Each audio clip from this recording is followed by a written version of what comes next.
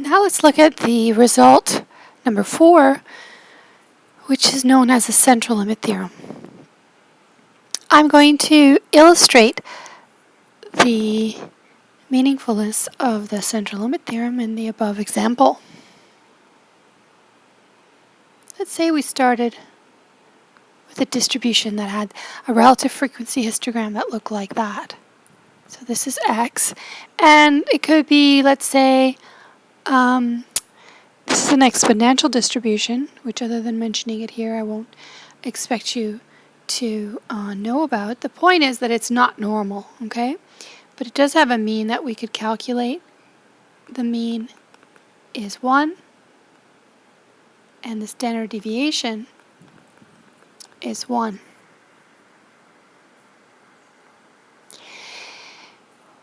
It could be, we could see this as, for instance, the survival of a computer component after a year's time.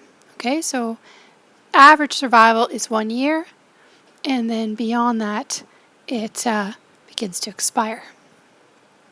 It can actually expire before that, but the average is 1. Okay, so let's say we're going to sample from this distribution of computer components, and we are going to sample to attempt to estimate the distribution of the sample mean. So let me show you how we do that. We take a simple random sample,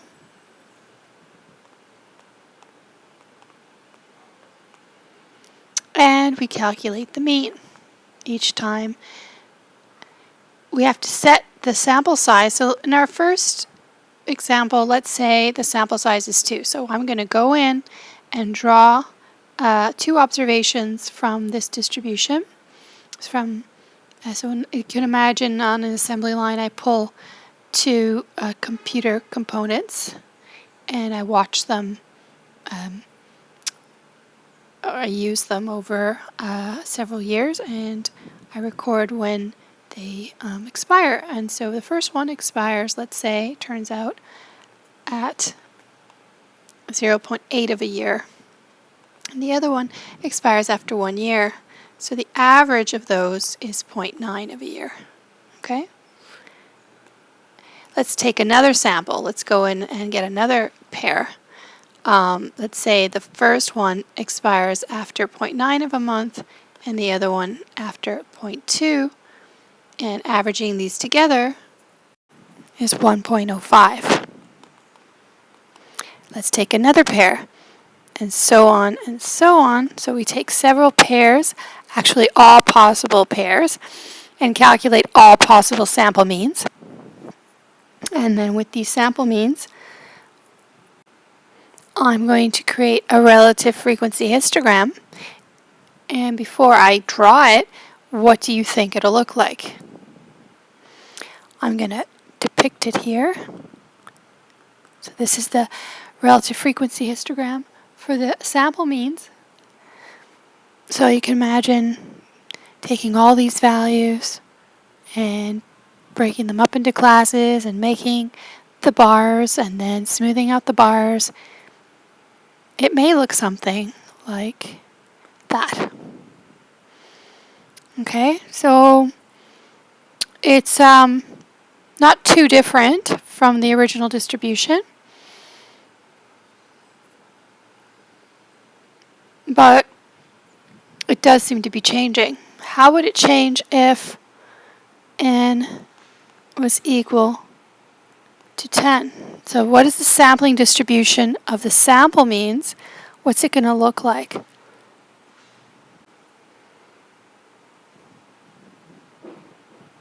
This is a bar. Okay, what's the sampling distribution of the sample means going to look like? Well, you can expect, if I do this, same thing, different simple random samples, calculating the sample mean each time. And we could collect 10 observations. So we go in and draw 10 components and then observe them over several years and see that one dies after 1.5 years, another one after 1 year, another one, and so on.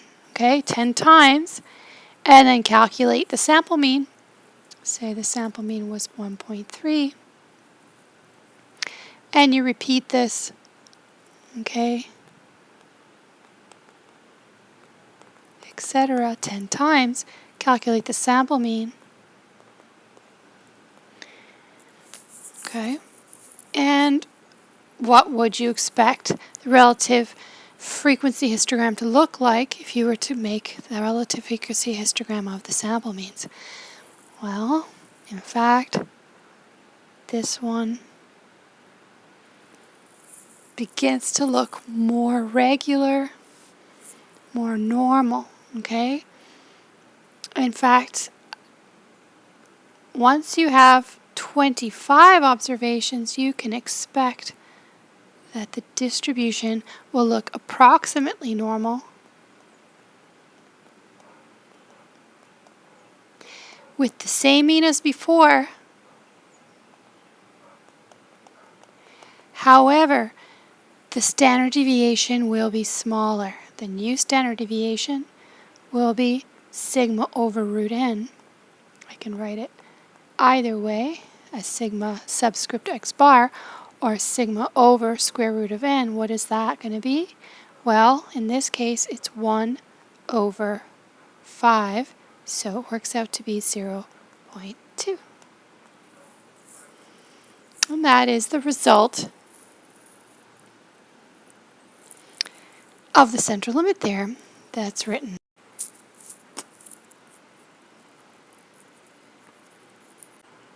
Okay, as promised, I used a different technique in explaining what the sampling distribution of the sample mean would be than I did with the sample count and the sample proportion. But now let's get back to solving what the mean and the variance would be for the sampling distribution of the sample mean using the rules for means and variances as we did before.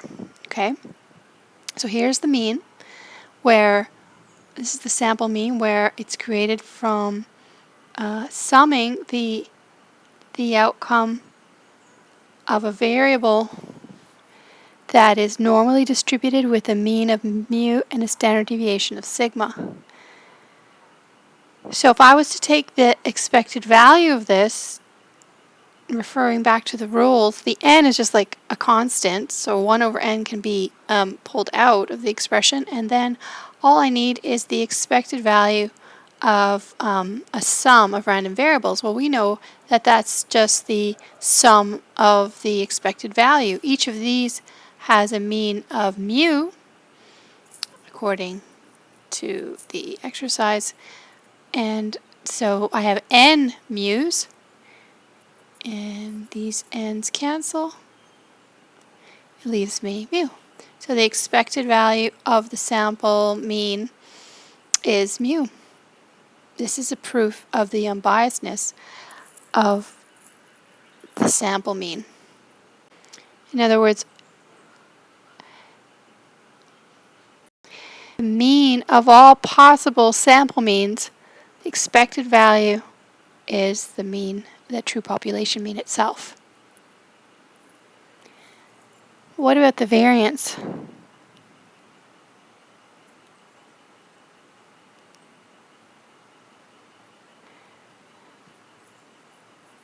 So let's take the variance of the sample mean. Again, the n is a constant, so 1 over n for the variance case, if you remember the rules, gets pulled out and squared. Then I take the variance of a sum of random variables, which is just the sum of the variances of those variables, and there's n of those, so my n's will cancel. 2 n's on the bottom will cancel with the 1 n on top, and that leaves sigma squared over n. This is the variance, so I need to take the square root and there's a square root. So this is how we derive our result, which is known as the law of averages as stated above. Okay, I want to take a moment to review what we learned. We're going to do this question on page 41, question 4. What do we know? We know from the statement of the statement in 4 that the women's age, women with a certain disease have an average age of 42 and a standard deviation of 2. With this information, let's attempt to answer the questions below. In each case, think carefully about the appropriateness of your approach. Okay, so in part A, we're told that we want to find the probability that a woman with the disease is over 40 years of age. So from a room or from a population of women with the disease, I'm going to pull one out or identify one and find out her age. What's the chance that her age was over 40? So that question is, in mathematical or statistical terms, probability x is greater than 40. How do I answer that? I can't unless I know something about x. I cannot answer this question. Unless I know something about the distribution, I can't answer this question. Unless I have a list of the probabilities or a table or some information about x's distribution, I cannot answer this. So, to answer this, I would have to make an assumption. Let's assume x is normal. Is that a good assumption? I don't know. I have nothing to go on, but that's the only way I'm going to get an answer out of this. Okay, so I have to make it clear that I'm making that assumption. So once I've assumed x is normal, I can standardize and solve this problem.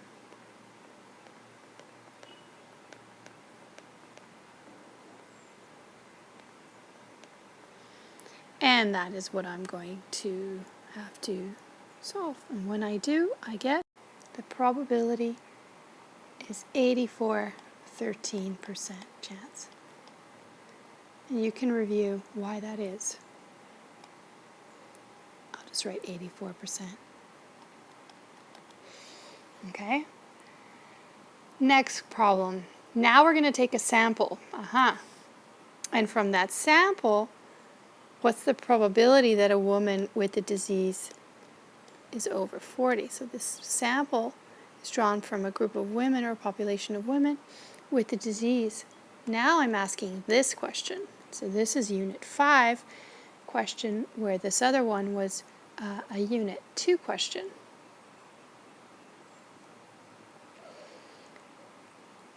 What do I need to answer this problem? Well, since n is equal to 100, the fact is I can invoke the central limit theorem, and I don't have to make any assumptions about the distribution. I know that x bar is approximately normal with a mean of 42 and a standard deviation. That's a new standard deviation that I can calculate as sigma over root n, which is 2 over square root of 100, which works out to be 2 over 10, which is 0.2. And this is what I'm going to use to standardize. So I can calculate 40 minus 42 over 0.2. Okay? When you calculate this, you're going to find that it's 100% chance. What happened? Well, because I'm talking about the sample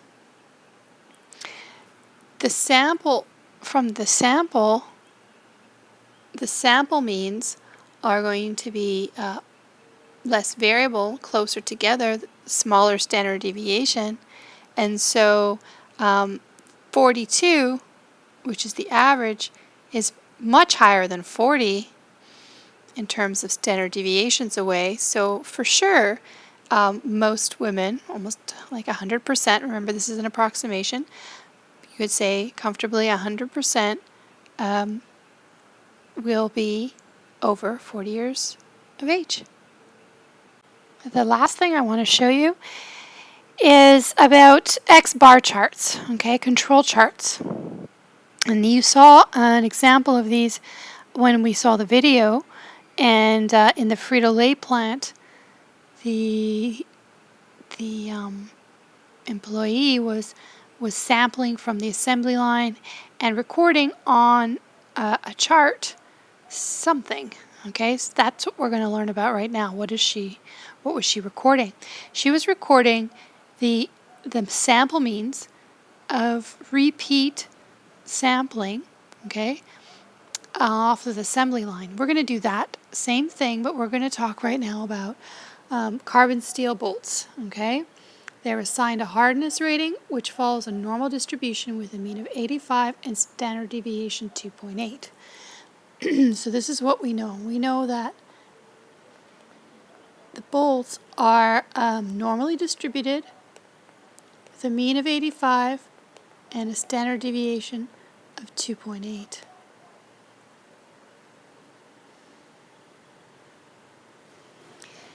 If we take a sample of size 5,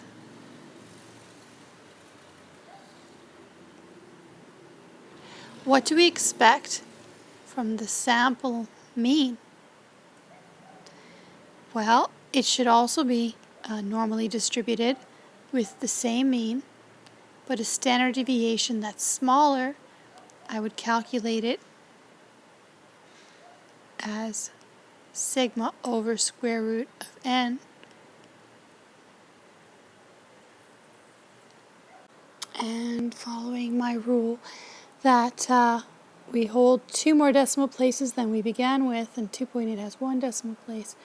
So I would have to say that it's 1.252. So that is what I put here. And that is the sampling distribution of the sample mean. I'm going to use that result to generate the X-bar control chart. A process is said to be in control if it's within 3 standard deviations of the mean. Well, if we're talking about the sample means themselves, the mean of the sample means is 85, and the standard deviation of the sample mean is 1.252, not 2.8. Okay, so I'm interested in the means, and I'm going to chart them. I'm going to put them on my chart below. I'm going to use the center line, that's just the mean of 85, and the control limits, and like I said, it's 3 standard deviations, so what I have to do is calculate those limits at mu plus or minus 3 times sigma over root of n. Okay, so this is before anything we learn in inference. This is how we would do things. Okay, so this is 3 standard deviations. Beyond 3 standard deviations, we say, is an outlier, and this is the property we use for the control chart. So let's calculate those control limits, and then we'll evaluate the process.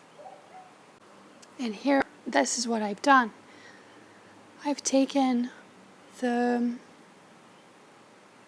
mean of 85 and drawn the center line. Actually, I didn't draw it, but this should be a line straight across, which is hard for me to do on this iPad. I'm sorry.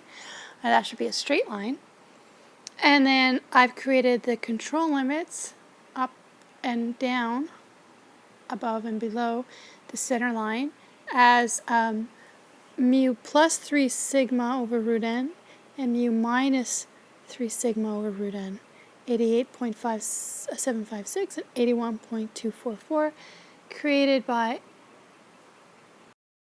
computing 85 plus 3 times 1.252 and 85 minus 3 times 1.252. The most important thing you need to remember here, because I don't think you'll forget most of this, the most important thing you need to remember is that little n is what you need, not the number of samples. The number of samples we're going to be putting along this axis here, okay, where we have x bar in the vertical axis. We're going to have the time of observation, or we can call it the observation number, and they're in rank order.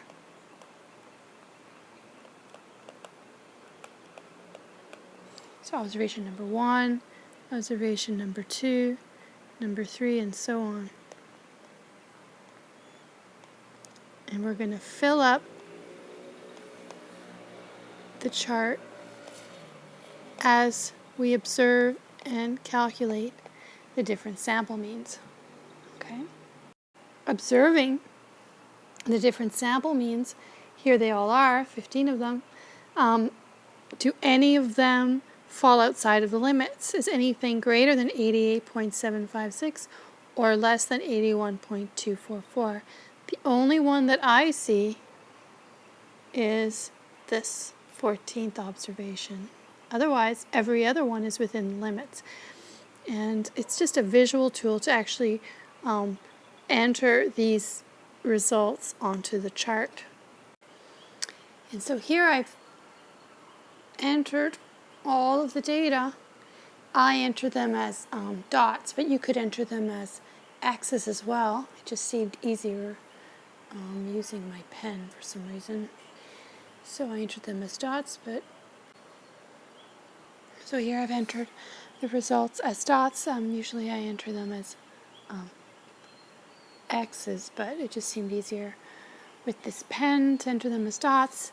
And we see that the trend does seem to be going down and actually falls outside the control limits. Now, depending on what kind of signal is required to stop the process, okay, on the assembly line, for instance, depending on the signal, if one falls out, if that's a signal to stop the process, then this process would stop. So that's what I've indicated here. If it's a 1 point outside the control limits, then you should stop the process. If it's run of 9 points outside of the process, the control limits, the process is under control. In this case, we would say 1 outside of the control limits would put it out of control. And it's out of control in the 14th hour.